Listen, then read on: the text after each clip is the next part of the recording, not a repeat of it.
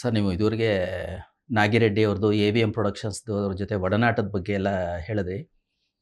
ಒಡನಾಟ ಅಂತಿದ್ದ ಹಾಗೇನೆ ವೃತ್ತಿ ಸಂಬಂಧವಾಗಿ ಮತ್ತು ವೈಯಕ್ತಿಕ ನೆಲೆಗಟ್ಟಿನಲ್ಲಿ ನನಗೆ ನೆನಪಾಗೋದು ಅಣ್ಣವರು ಮತ್ತೆ ಚಿ. ಉದಯಶಂಕರ್ ನಡುವೆ ಇದ್ದಂತಹ ಬಾಂಧವ್ಯ. ಹೌದು, ತುಂಬಾ ಒಳ್ಳೆ ಉದಾಹರಣೆ. ಆಲ್ಮೋಸ್ಟ್ ಹೇಗೆ ಈಗ ರಾಜ್‌ಕುಮಾರ್ ಮತ್ತೆ ಪಿ.ಬಿ. ಶ್ರೀನಿವಾಸ್ ಅವರು ಯಾವಾಗ ಒಂದು ಘಟ್ಟದಲ್ಲಿ ಎರಡು ದೇಹ ಇದು ಅನ್ನೋ ಥರದಲ್ಲಿ ಶರೀರ ಆ ಥರ ಇದ್ರು, ಅಷ್ಟರ ಮಟ್ಟಿಗೆ ಇದ್ದಿದ್ರು. ಚಿ. ಉದಯಶಂಕರ್ ಅವರು ಮತ್ತು ಅಣ್ಣವರು ಸಹಿತ ಅದೇ ಮಟ್ಟಿನ ಒಂದು ಬಾಂಧವ್ಯ ಗೆಳೆತನ ಇತ್ತು.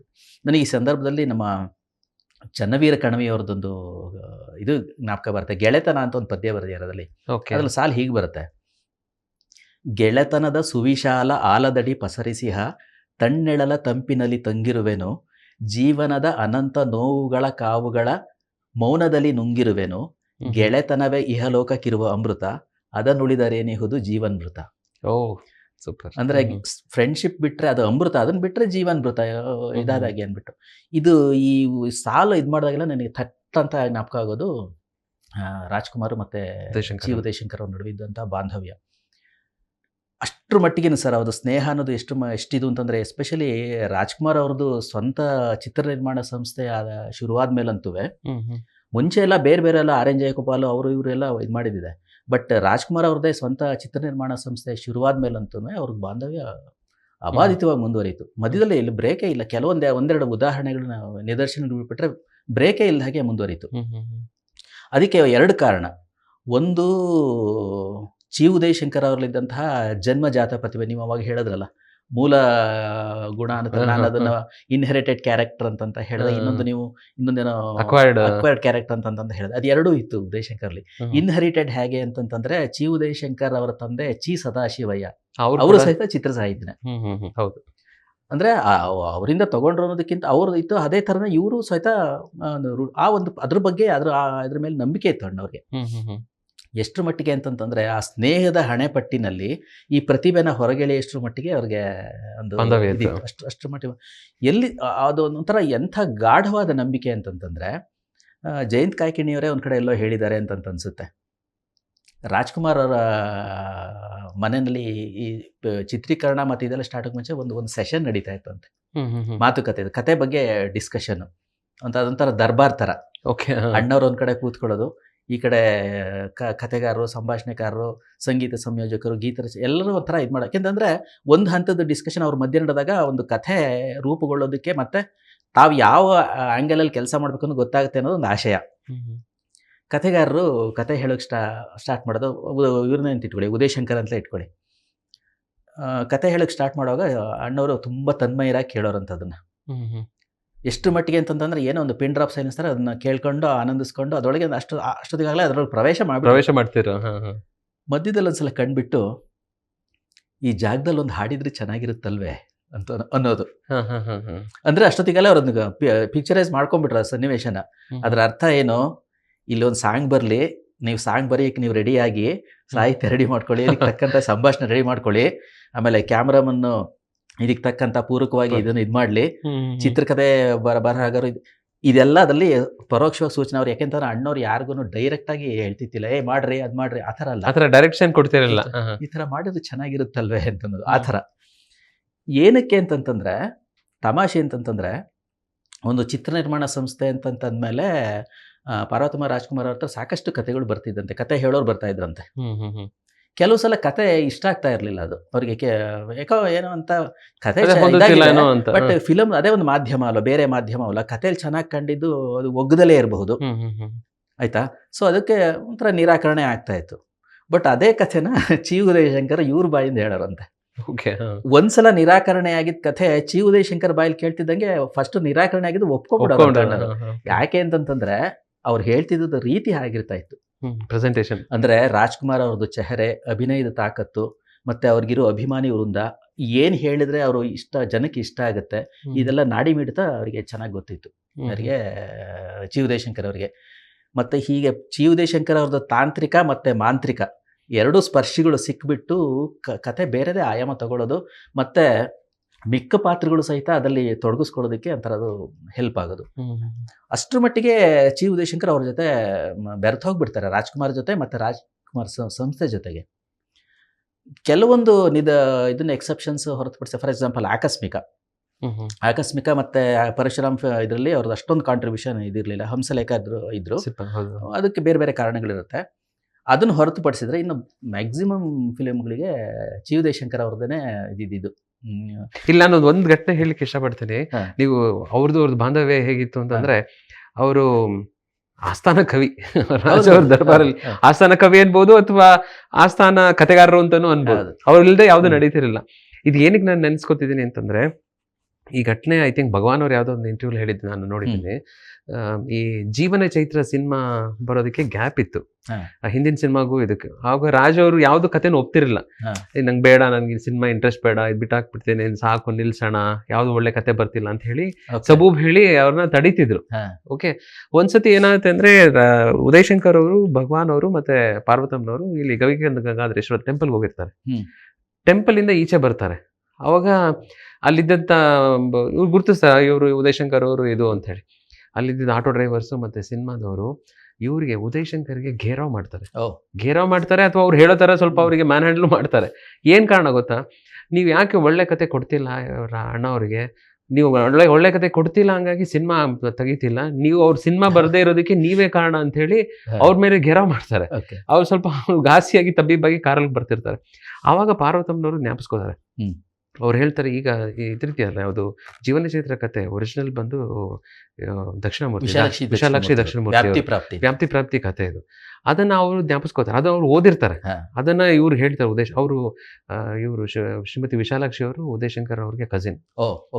ಸೊ ಅವರು ಹೇಳ್ತಾರೆ, ಈಗ ನಿಮ್ಮ ವಿಶಾಲಾಕ್ಷಿ ಅವರು, ನಿಮ್ಮ ಕಸಿನ್ ಅವರು ಇಲ್ಲೇ ಹನುಮಂತ ನಗರದಲ್ಲಿ ಇದಾರಲ್ವಾ, ಸೊ ಅವ್ರ ಮನೆಗೆ ಹೋಗ್ಬರೋಣ ಬನ್ನಿ, ನಾನು ಕತೆ ಓದಿದ್ದೀನಿ, ಅವ್ರೇನಾರ ರೈಟ್ಸ್ ಯಾರಿಗಾರ ಕೊಟ್ಟಿದಾರಾ ಅಥವಾ ಅದು ಅವೈಲೇಬಲ್ ಇದೆಯಾ ಅಂತ ಕೇಳ್ಕೊಂಬೋಣ. ಸೊ ಅವರು ಈ ಕಡೆ ಹೊರಟಿದವರು ಸದಾಶಿವ ಹನುಮಂತ ನಗರದ ಕಡೆ ತಿರ್ಗಿಸ್ಕೊಂಡು ಅವ್ರ ಮನೆಗೆ ಹೋಗಿ ಅದು ಕೇಳ್ತಾರೆ. ಅವ್ರು ಆ ಟೈಮಲ್ಲಿ ಯಾರೋ ಒಬ್ರಿಗೆ ಕೊಟ್ಟಿದೀವಿ ಅಂತ ಹೇಳ್ತಾರೆ. ನಂತರ ಅವರಿಂದ ಇವ್ರು ತಗೊಂತಾರೆ. ನಾವು ಆಥರ್ ಅಥವಾ ರೈಟರ್ ಇಂದ ಅಲ್ಲ, ಯಾರೋ ಇನ್ನೊಬ್ರಿಗೆ ಕೊಟ್ಟಿರ್ತಾರೆ, ಅವ್ರ ಹತ್ರ ಜೀವನ ಚೈತ್ರ ರೈಟ್ಸ್ ತಗೊಳ್ಳೋದು. ಸೊ ಅದು ಸನ್ನಿವೇಶ ಏನಿಗೆ ಬಂತು ಅಂದ್ರೆ, ನೀವು ಹೇಳಿದ್ರಲ್ಲ ಅವರು ಸಂಸ್ಥೆನಲ್ಲಿ ಹೇಗೆ ಹೊಂದ್ಕೊಬಿಟ್ಟಿದ್ರು ಅಂದ್ರೆ, ಸೊ ಹೊರಗಡೆ ಅವ್ರು ಕೂಡ ನೀವು ಕೊಡ್ತಿಲ್ಲ ಅದಕ್ಕೆ ಸಿನಿಮಾ ಬರ್ತಿಲ್ಲ ಅಂತ ಹೇಳಿ ಗಿರಾವ್ ಮಾಡಿರ್ತಾರೆ. ಸೊ ಅದು ಜೀವನ ಚೈತ್ರ ಶುರುವಾಗೋದಕ್ಕೆ ಅದು ಒಂದು ಕಾರಣ. ಅವಾಗ ಅದು ಪಾರ್ವತಮ್ಮನವ್ರು ಹೇಳ್ತಾರೆ ಇವರಿಗೆ, ಉದಯಶಂಕರ್ ಅವ್ರಿಗೆ, ನೀವು ಅವ್ರಿಗೆ ಈ ಕಥೆನ ಹೇಳಿ. ಓಕೆ, ಅವರು ಸಾಧಾರಣವಾಗಿ ಏನ್ ಮಾಡ್ತಾರೆ ಅಂದ್ರೆ, ಬೇಡ ಅವ್ರಿಗೆ ಮಾಡೋ ಮನ್ಸಿಲ್ದೇ ಇರೋದ್ರಿಂದ ಬೇಡ ಹೇಳ್ತಾರೆ.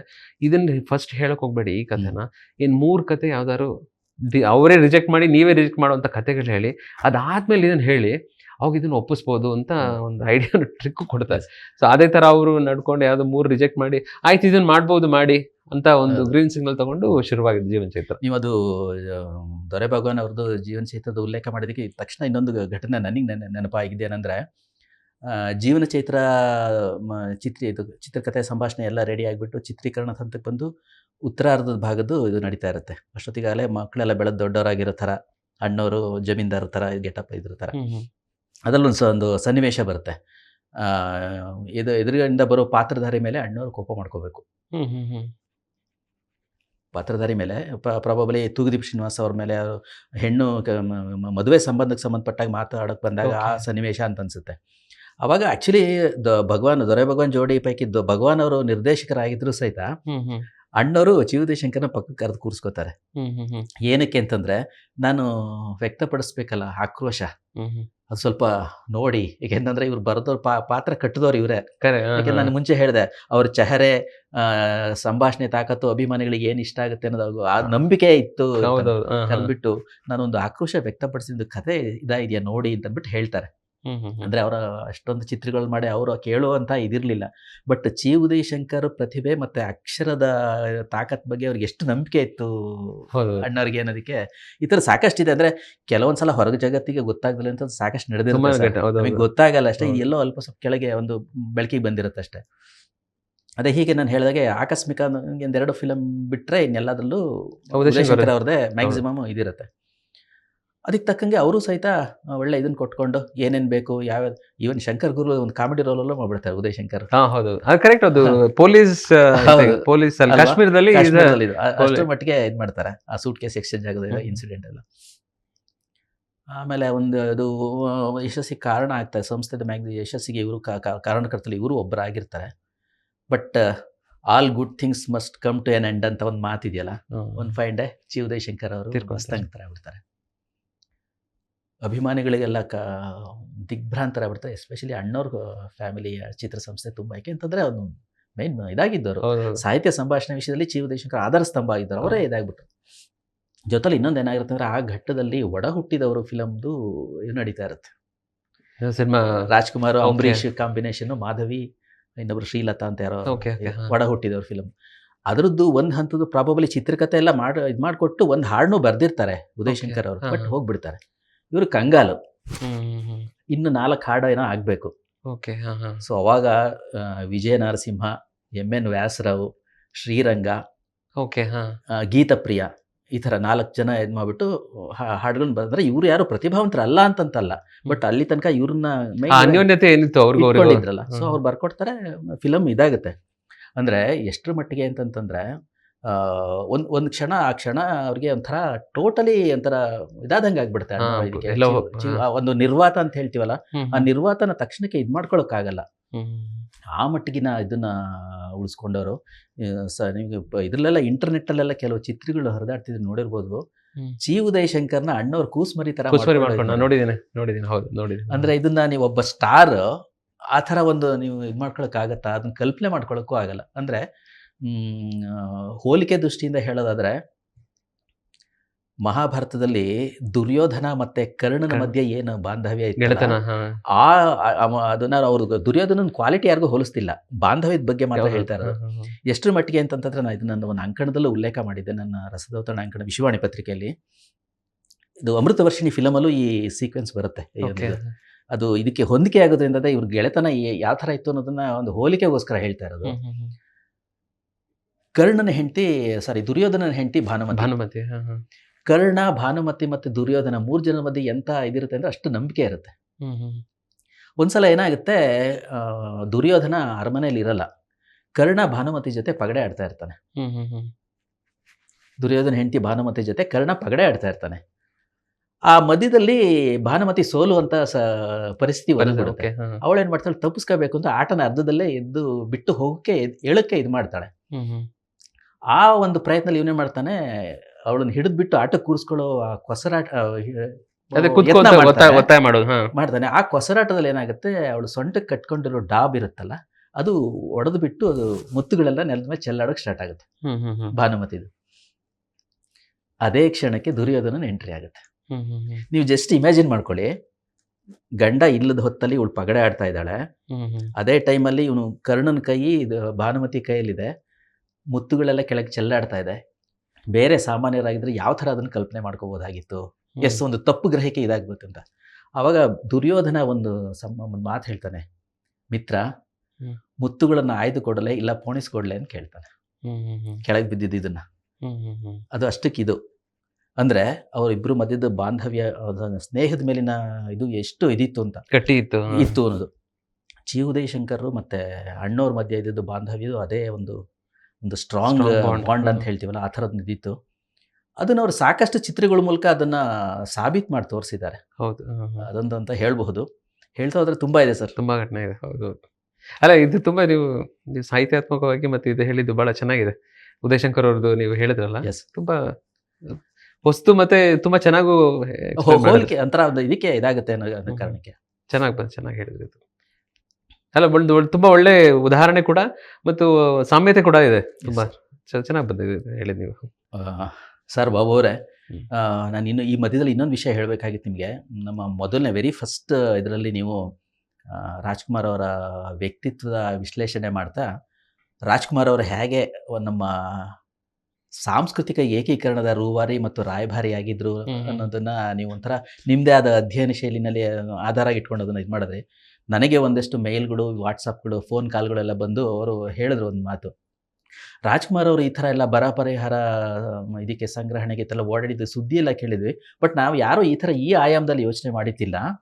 ಹೇಳಬೇಕು ಅಂದರೆ ಇದೊಂಥರ ನಿಜವಾಗ್ಲೂ ಒಂಥರ PhD ಪ್ರಬಂಧ ಬರೆಯೋಕ್ಕೆ ಯೋಗ್ಯವಾದಂಥ ವಿಷಯ. ಯಾರೋ ಇದುವರೆಗೆ ಆ ಸಬ್ಜೆಕ್ಟ್ ಆಯ್ಕೆ ಮಾಡ್ಕೊಂಡಿದ್ದಾರೋ ಇಲ್ವೋ, ಇದು ತುಂಬ ಅಪರೂಪದ ಸಂಗತಿನ ಬಾಬು ಅವರು ಇದು ಮಾಡಿದ್ರು.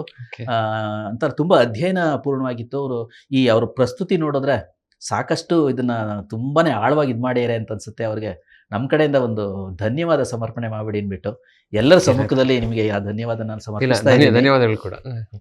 ಅದ ಇದ್ರಲ್ಲಿ ನಮ್ದೇನಿಲ್ಲ, ಅದು ಆ ಅವ್ರ ಕಾರಣ. ವ್ಯಕ್ತಿಯ ಒಂದು ಅಭಿಮಾನ ನಮಗಿದ್ದಾಗ Yes, sir. ನಾವು ಅದರಲ್ಲಿ ಎಲ್ಲ ಸದ್ಗುಣಗಳನ್ನ ಹುಡುಕ್ತಿವಲ್ಲ, ಅದ್ರಲ್ಲಿ Yes, ಇದು ಕಂಡ್ಕೊಂಡಿದ್ದಷ್ಟೇ. ಇದ್ರಲ್ಲಿ Yes, ಏನ್ sir. ವಿಶೇಷ ಅಂತ ನನಗೆ ಅನಿಸ್ತಿಲ್ಲ. ಬಟ್ ಎನಿವೆ ರಾಜ್ಕುಮಾರ್ ಅವ್ರ ಬಗ್ಗೆನ ಈ ನಮ್ಮ 2ನೇ ಹಂತದ ಮಾತುಕತೆ ಇಲ್ಲಿಗೆ ತಾತ್ಕಾಲಿಕವಾಗಿ ಮುಗೀತಾ ಇದೆ. ಇದುವರೆಗೂ ನಮ್ಮ ಜೊತೆ ಕೈ ಜೋಡಿಸಿ ನಿಮ್ಮ ಮನದಾಳದ ಮಾತುಗಳನ್ನು ಹಂಚಿಕೊಂಡಿದ್ದಕ್ಕೆ ವಿಶ್ವವಾಣಿ ಸ್ಪೆಷಲ್ ವಾಹಿನಿ ಪರವಾಗಿ ನಿಮಗೆ ಅನಂತ ವಂದನೆಗಳನ್ನು ಸಮರ್ಪಿಸ್ತೀನಿ. ಧನ್ಯವಾದಗಳು. ನನಗೂ ಒಂದು ಅವಕಾಶ ಮಾಡಿಕೊಟ್ಟಿದ್ದಕ್ಕೋಸ್ಕರ ಅಪೂರ್ವದ ಧನ್ಯವಾದಗಳು. ವೀಕ್ಷಕರೇ, ಇದು ತಾತ್ಕಾಲಿಕವಾಗಿ ಅಂತ್ಯ ಆಗ್ತಿದೆ ಅಷ್ಟೇ ಹೊರತು ಇದೇ ಕೊನೆ ಅಲ್ಲ. ಯಾಕೆಂದರೆ ನಾವು ಮುಂಚೆನೇ ಮೊದಲನೇ ಸಂಚಿಕೆಯಲ್ಲಿ ಹೇಳಿದಂಗೆ ಅಣ್ಣವರು ಒಂದು ಸಮುದ್ರದಲ್ಲಿ ನಾವು ಒಂದೊಂದೇ ಮುತ್ತುಗಳನ್ನು ಹೆಕ್ಕಿ ನಿಮ್ಮ ಮುಂದೆ ಇಡುವಂಥ ಪ್ರಯತ್ನ ಮಾಡ್ತಾ ಇದ್ದೀವಿ ಅಷ್ಟೇ. ಈ ಪ್ರಯತ್ನ ಮತ್ತು ಈ ಸಂಚಿಕೆಗಳು ಇನ್ನೂ ಮುಂದುವರಿಯುತ್ತೆ. ವಿಶ್ವವಾಣಿ ಟಿ ವಿ ಸ್ಪೆಷಲ್ನ ನೋಡ್ತಾ ಇರಿ. ಚಾನಲ್ಗೆ ಸಬ್ಸ್ಕ್ರೈಬ್ ಮಾಡಿ, ಶೇರ್ ಮಾಡಿ, ಬೆಲ್ ಐಕನ್ನ ಒತ್ತೋದನ್ನು ಮರಿಬೇಡಿ. ನೀವು ಬೆಲ್ ಐಕನ್ ಒತ್ತು ಆಲ್ ಅಂತ ಒತ್ತೋದ್ರಿಂದ ಏನಾಗುತ್ತೆ ಅಂತಂದರೆ ನಾವು ಮುಂದೆ ಏನೇನೆಲ್ಲ ವಿಡಿಯೋಗಳನ್ನು ನಾವು ಇಲ್ಲಿ ನಿರ್ಮಾಣ ಮಾಡ್ತೀವಿ ಅದು ನಿಮಗೆ ಆಟೋಮೆಟಿಕ್ಕಾಗಿ ನಿಮ್ಮ ಮೊಬೈಲ್ ಮಡಿಲಿಗೆ ಬಂದು ಬೀಳುತ್ತೆ. ನಮ್ಮ ಜೊತೆಗಿರಿ, ನಮ್ಮ ಜೊತೆ ಕೈ ಜೋಡಿಸ್ತಾ ಇರಿ, ನಮ್ಮನ್ನು ಪ್ರೋತ್ಸಾಹಿಸ್ತಾ ಇರಿ, ಹರಿಸ್ತಾ ಇರಿ. ಇದೇ ಥರ ಮತ್ತಷ್ಟು ಸ್ವಾರಸ್ಯಕರವಾದ ವಿಡಿಯೋಗಳನ್ನು ನಿಮ್ಮ ಮುಂದೆ ಪ್ರಸ್ತುತಪಡಿಸ್ತೀವಿ ಅನ್ನೋ ಒಂದು ಭರವಸೆ ಮಾತ್ರ ನಾನು ಖಂಡಿತ ಕೊಡಬಲ್ಲೆ. ವಿವಿಧ ಮಾಧ್ಯಮಗಳ ಮೂಲಕ ನಮಗೆ ಉತ್ತೇಜನ ನೀಡಿದ ನಿಮಗೆಲ್ಲ ಅನಂತ ವಂದನೆಗಳು. ನಮಸ್ಕಾರ.